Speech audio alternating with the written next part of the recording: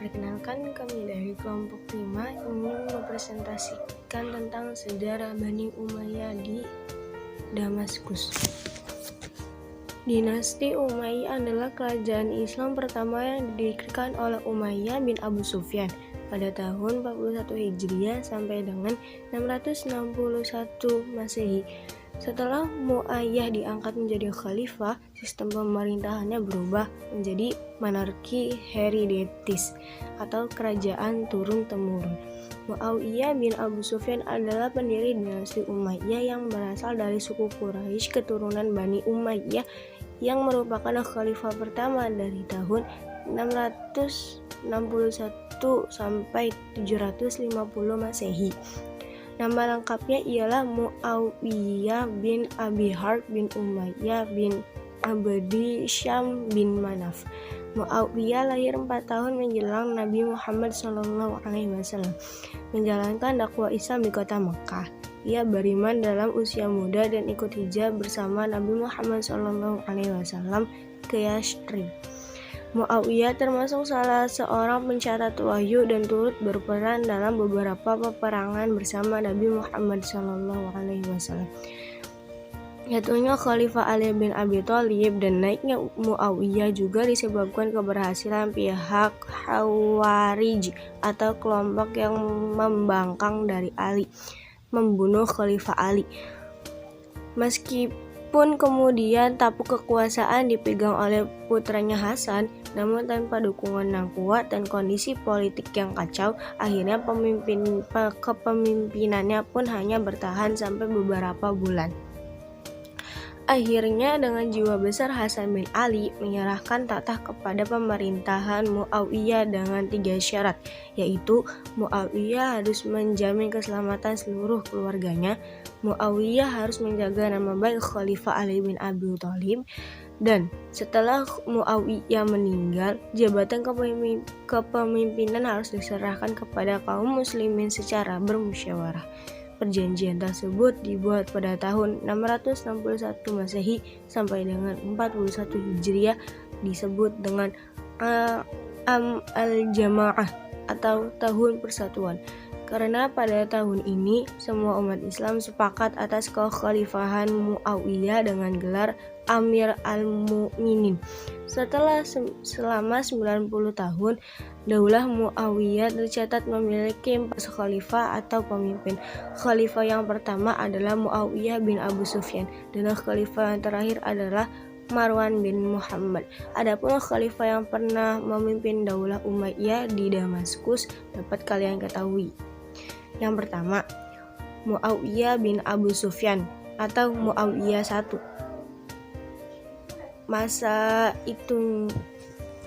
Masa pemerintahannya adalah 660 sampai dengan 680 Masehi. Yang kedua adalah Yazid bin Muawiyah atau Yazid I. Masa pemerintahannya adalah 680 sampai 683 Masehi. Yang kedua adalah Muawiyah bin Yazid atau Muawiyah kedua. Masa pemerintahannya adalah 683 sampai 684 Masehi. Marwan bin Hakam, Marwan I. Masa pemerintahannya adalah 684 sampai 685 Masehi.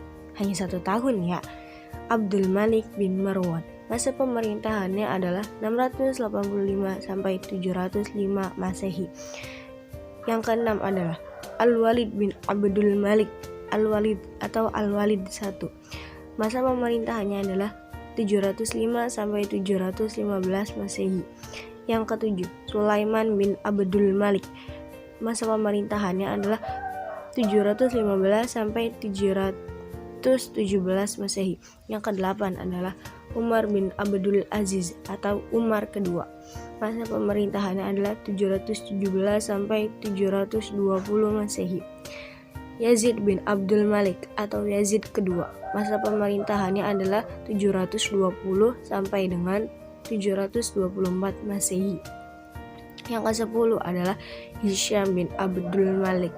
Masa pemerintahannya adalah 724 sampai 743 Masehi. Yang ke-11 adalah Walid bin Yazid atau Walid ketiga.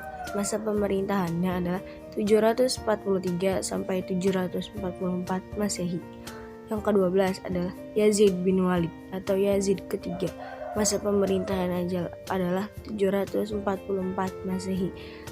Ke-13 Ibrahim bin Al-Walid. Masa pemerintahannya adalah 744 Masehi. 14 Marwan bin Muhammad atau Marwan II Al-Himar. Masa pemerintahannya adalah 745 sampai para khalifah yang berhasil memimpin wilayah Umayyah. Banyak prestasi-prestasi yang telah diraih Daulah Umayyah di Damaskus. Prestasi Khalifah Muawiyah bin Abu Sufyan sebagai pendiri Daulah Umayyah. Perintah Muawiyah bin Abi Sufyan berlangsung selama kurun waktu 20 tahun. Selama masa pemerintahannya, Muawiyah bin Abi Sufyan telah melakukan sebagai kebijakan, diantaranya sebagai berikut. 1. Pembentukan Diwanul Hijabah, lembaga yang bertugas memberikan pengawalan kepada khalifah. 2. Membentukan Diwanul Hatam, departemen yang bertugas mencatat semua peraturan yang dikeluarkan khalifah. 3. Membentukan Dinas Pos atau Diwanul Barik. 4. Membentukan percetakan mata uang. 5. Membentukan Syahibul Huraj, pengumpul pajak. B. Prestasi Khalifah Marwan bin Hakam. Marwan bin Hakam bin Abi Ashbir Umayyah bin Abdul Syam bin Abdul Manaf, lahir pada kedua Hijriah atau 624 Masehi. Kebijakan yang dilakukan pemerintahan Marwan bin Hakam antara lain sebagai berikut. 1. Peredam gerakan Abdullah ibnu Zubaidi Hijaz Mekah, Irak, Mesir, dan sebagai wilayah Suriah. 2. Menyelamatkan posisi dan mengembalikan suku-suku ke dalam wilayah kekuasaan. 3. Mengalahkan gerakan Khawarij dan Syiah. 4. Meredam gerakan-gerakan di Syam yang hendak mengangkat Khalid bin Yazid. 5. Menghentikan gerakan Al-Dahaq ibnu Qais dan Nu'man ibnu Bashir. C. Prestasi Abdul Malik bin Marwan. Pada masa pemerintahannya, Abdul Malik bin Marwan mendorong sebagai kebijakan bagi kemajuan Daulah Umayyah. Di antaranya sebagai berikut. 1. Menumpas perlawanan kelompok Syiah. 2. Membersihkan gerakan kaum Khawarij. 3. Mendirikan percetakan mata uang dan menjadikan bahasa Arab sebagai bahasa resmi. 4. Memperbaiki sistem intelijen dan membentuk Mahkamah Agung. 5. Pembaruan dalam bidang perpajakan. D. Prestasi Khalifah Walid bin Abdul Malik. Pencapaian-pencapaian yang dilakukan Walid bin Abdul Malik antara lain sebagai berikut. Yang pertama, mendirikan Masjid Raya Umayyah di Damaskus, revitalisasi dan memperluas Masjid Nabawi, membangun Jami Al-Aqsa. Perkembangan di bidang administrasi pemerintah. Beberapa kebijakan yang diterapkan pada masa Daulah Bani Umayyah berkaitan dengan administrasi pemerintah, antara lain sebagai berikut. Adanya perubahan sistem pemerintah demokrasi menjadi sistem pemerintah monarki hereditaris, kerajaan turun-temurun, penggabungan beberapa wilayah menjadi provinsi yang dipimpin oleh seorang gubernur. Gubernur menunjukkan amir untuk bertanggung jawab secara langsung kepada khalifah. Didirikannya Diwan Departemen seperti Diwan Rasil yang berfungsi untuk mengurus surat-surat negara kepada gubernur dan pegawai di berbagai wilayah. Diwan Katam yang berfungsi mencatat dan menyalin peraturan yang dikeluarkan dan dikirim ke berbagai wilayah. Diwan Karaj yang berfungsi mengurus masalah perpajakan serta berbagai wilayah. Diwan Karaj yang berfungsi mengurus masalah perpajakan serta Diwan yang berfungsi mengurus ketentaraan negara. Bahasa Arab menjadi bahasa resmi administrasi pemerintahan. 2. Perkembangan di bidang pendidikan. Guna mendorong tumbuhnya ilmu pengetahuan, Bani Umayyah mendirikan beberapa tempat sebagai penyelenggaraan pendidikan. Tempat-tempat tersebut antara lain sebagai berikut: Al-Kutab sebagai tempat belajar menulis dan membaca, menghafal Quran serta belajar pokok ajaran Islam. B. Masjid selain sebagai tempat ibadah pada masa Bani Umayyah juga sebagai tempat belajar lanjutan dan kutab pendidikan. Di masjid terdiri dari 2 tingkat, yaitu tingkat menengah dan tingkat tinggi. C. Baitul Hikmah sebagai pusat kajian dan perpustakaan. 3. Perkembangan di bidang arsitektur. Selain pengembangan, kekuasaan Islam juga semakin meluas. Pencapaian pemerintahan Daulah Umayyah juga dapat dilihat dari seni arsitektur bangunannya. Salah satu kemajuan seni arsitektur yang dicapai pada masa Daulah Umayyah adalah berdirinya Masjid Umayyah di Damaskus dan Masjid Baitul Maqdis di Yerusalem, atau yang terkenal dengan Kubah As-Saka, yang didirikan pada masa pemerintahan Khalifah Abdul Malik bin Marwan. Selain itu, terdapat beberapa peninggalan seni arsitektur yang juga menunjukkan ketinggian peradaban pada masa itu, di antaranya Masjid Agung di Kufah, Masjid Batu Karang, Istana Al-Jaferiyah di Saragossa, dan lain-lain. 4. Perkembangan di bidang keilmuan. Dalam sepak terjang yang dilakukan Bani Umayyah dalam bidang pendidikan Islam, banyak melahirkan para ulama yang ahli di bidangnya. Mereka bertanggung jawab terhadap kelancaran jalannya pendidikan. 4. Seni bahasa dan sastra. Pada masa pemerintahan Abdul Malik bin Marwan, bahasa Arab digunakan sebagai administrasi negara. Adapun dengan penggunaan bahasa Arab yang makin luas, dibutuhkan suatu panduan bahasa yang dapat digunakan oleh semua orang. Hal itu mendorong lahirnya seorang ahli bahasa terkemuka yang bernama Imam Sibawayhi, yang mengarang suatu buku yang berisi pokok-pokok kaidah bahasa Arab yang berjudul Alkitab. B. Ilmu tafsir. Pada masa ini muncul ahli tafsir yang terkenal seperti Ibnu Abbas dari kalangan sahabat 68 Hijriah, Mujahid 104 Hijriah, dan Muhammad Al-Baqir bin Ali bin Husain dari kalangan Syiah. Ilmu tafsir pada masa itu belum mengalami perkembangan pesat sebagaimana terjadi pada masa pemerintahan Abbasiyah. Tafsir perkembangan dari lisan ke lisan sampai akhirnya tertulis. Ahli tafsir yang pertama pada masa itu ialah Ibnu Abbas, salah seorang sahabat Nabi sekaligus paman Nabi yang terkenal. C. Ilmu hadis. Perkembangan ilmu hadis sendiri terjadi setelah diketahui banyaknya hadis palsu yang dibuat oleh sekelompok tertentu untuk kepentingan politik. Banyaknya hadis palsu yang dibuat oleh sekelompok tertentu untuk kepentingan politik. Sebelum hadis hanya diriwayatkan dari mulut ke mulut, setengah sahabat para pelajar ada yang mencatat hadis-hadis itu di dalam buku catatannya. Atas dasar itulah dirasa penting untuk menyusun atau mengumpulkan dan membukukan hadis-hadis tertentu saja yang dikira kuat dalam sanad dan matanya. Di antara hadis yang terkenal pada masa ini adalah Az-Zuhri 123 Hijriah, Ibnu Malika 123 Hijriah, Al-Zawza Abdurrahman bin Amir 159 Hijriah, dan Hasan Basri 110 Hijriah, serta As-Sabih 104 Hijriah. D. Ilmu fikih. Pada masa periode Umayyah telah melahirkan sejumlah mujtahid fikih. Terbukti ketika akhir masa Umayyah telah lahir tokoh mazhab seperti Imam Abu Hanifah di Irak dan Imam Malik bin Anas di Madinah.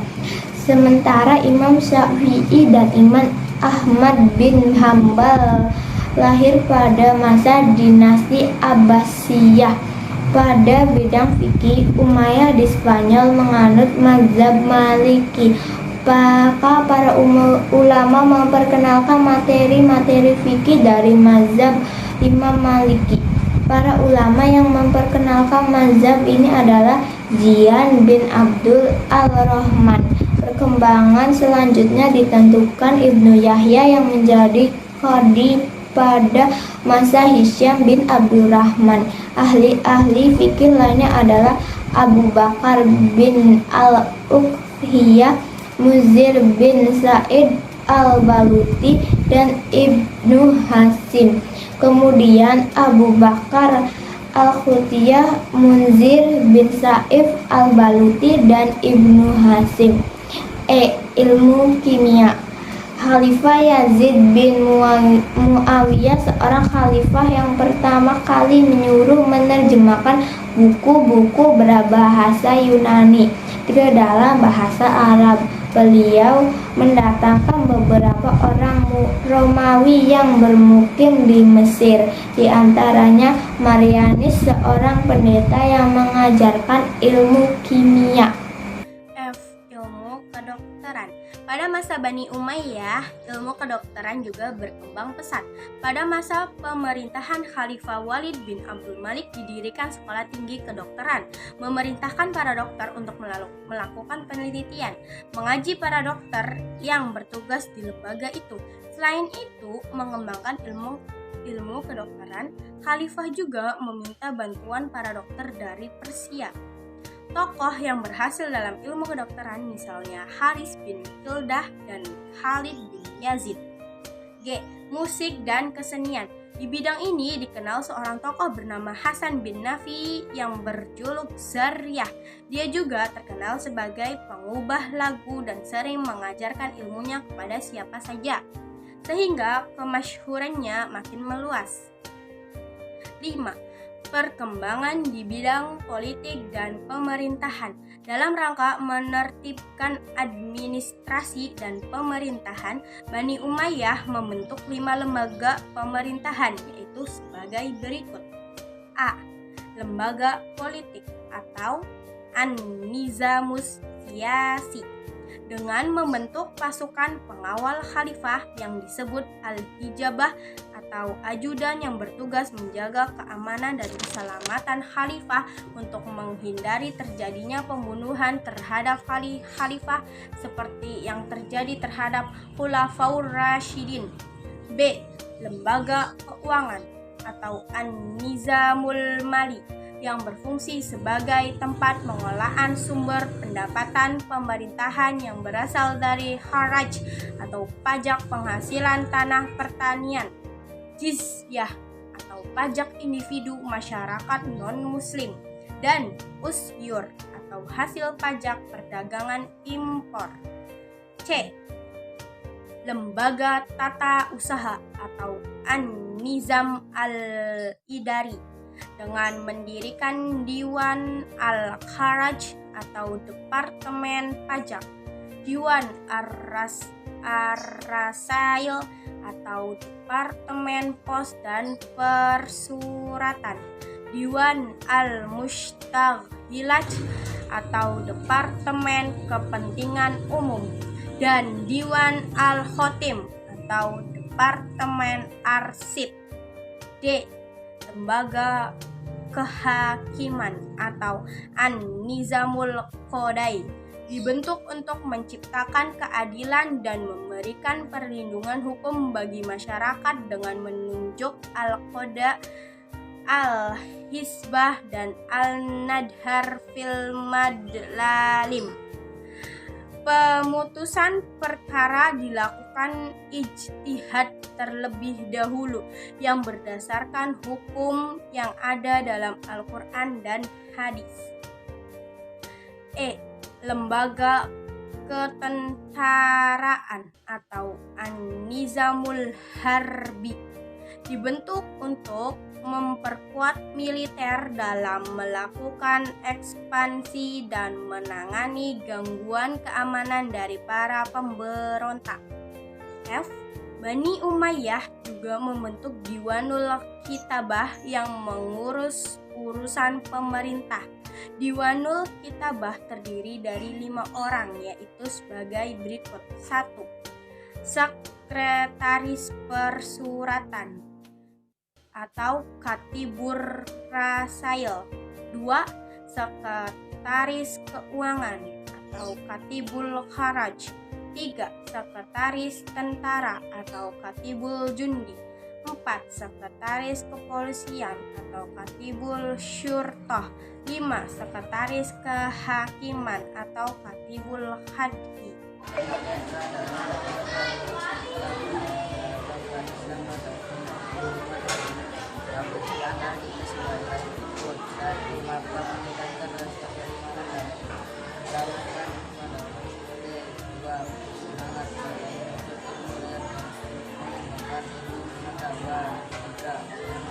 Memang budaya sesuai dengan sejarah Islam. 4. Kan keamanan yang berpengaruh. 5.